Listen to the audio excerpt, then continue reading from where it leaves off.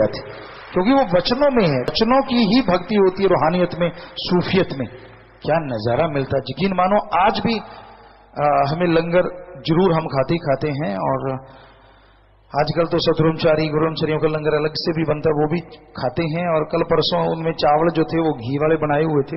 हमने कह दिया भाई ये घी वाले लगते ना, तो उसका आज तक जवाब दिया कि वो घी वाले बने कि नहीं बने, और उसके बाद हमारे पास वो आया भी नहीं सामान, सिर्फ लंगर आता है। ये तो जरूर नया काम हुआ है, पहले आता था, पर जब हमने बता दिया कि ये तो घी वाले चावल थे भाई, और हमने तो वचन किए चावल उबाल के उनका पानी निकाल के अगर खाने तो वो खा लो चावल, तो वो कोई गलत नहीं है। लेकिन सब्जी में भी हमने देखा, आप कोई भी सब्जी है उसको एक प्लेट में उसकी तरी जो होती है, रस जो होता है सब्जी का, उसको निकालो उंगली से, ऐसे डाल दो प्लेट में, तो जो मसाला है वो बीच में रह जाएगा, और घी अगर तेल डाला है तो वो साइड में चला जाएगा।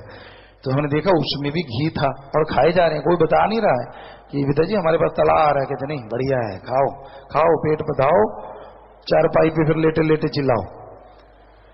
और क्या हो सकता है, जब वचनों से बाहर जाएंगे तो फिर ऐसा ही होता है ना, हम कोई बद्दुआ थोड़ी ना दे रहे हैं, लेकिन सच तो सच है।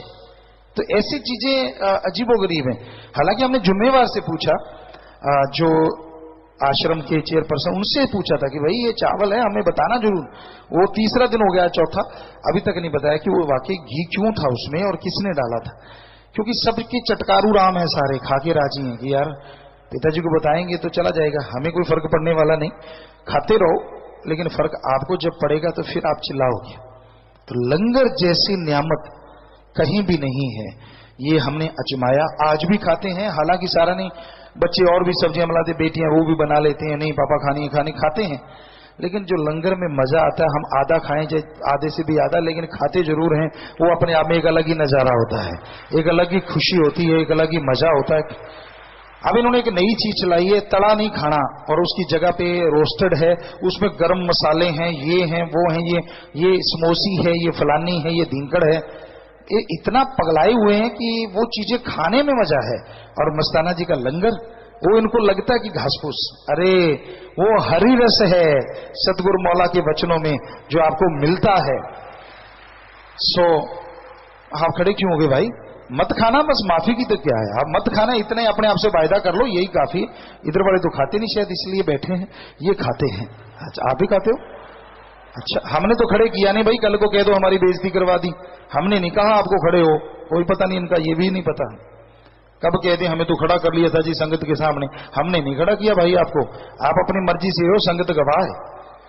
और फिर भी अच्छे हो, अगर खड़े हुए हो तो आपको कोई थोड़ी बहुत जमीर जागा है, शायद आप बच जाओ अपने कर्मों को झेलने से, वरना तो फिर कर्म तड़ा तड़ा पड़ रही है ना, लग रहा है ना पता। सो अच्छा है अगर बदल जाओ भाई, और मस्ताना जी की वो दी हुई नियामतें खाओ, और ना तेजाब बने ना कुछ। और हकीकत है ये, कई बार बच्चे मानते नहीं, वो चीजें लेते हैं तो थोड़ा तेजाब बनता है, और जब लंगर खा लेते हैं मतलब ही नहीं, तेजाब भी खत्म हो जाता है।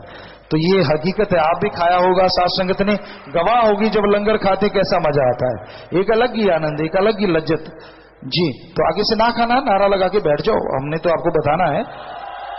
हाँ बैठ जाओ बेटा, बैठ जाओ बैठ जाओ, मालिक आपको माफ करें और सद्बुद्धि बख्शे, ये मालिक से मांग सकते हैं। और प्यारी सासंग जी, आपको लगता होगा ये बच्चे क्यों खड़े हुए, क्योंकि अकेले में भी इनको 10-10 बार समझा चुके हैं कि मत खाया करो, ऐसा मत ना जी। अलग अपने अपने ना चूल्हे रख रखे हैं, एक मरीज का दूध गर्म करने को कोयले आते हैं, उस पर ही अपना तड़का लगा लिया, चल। अरे और ऐसा लगता पिताजी को पता थोड़ी, वो तो तेरावास में ही रहते हैं। अगर यही पता ना होता तो 23 साल की उम्र में यहां लाके सतगुरु क्यों बिठाता। वो खस्म है ना बताने वाला, दांव लगाते रहते हैं, इनका दांव लगाना है बस, कच्चा ही खा जाना, नहीं तो कोई लंगर नहीं खाना बस। वो अरे लंगर में नियामतें हैं, लंगर में भक्ति पैदा होती है, लंगर में आत्मा तृप्त होती है, आत्मा की खुराक बन जाती है। अगर और श्रद्धा से कोई खाए तो, शरीर की तो छोड़ो बात।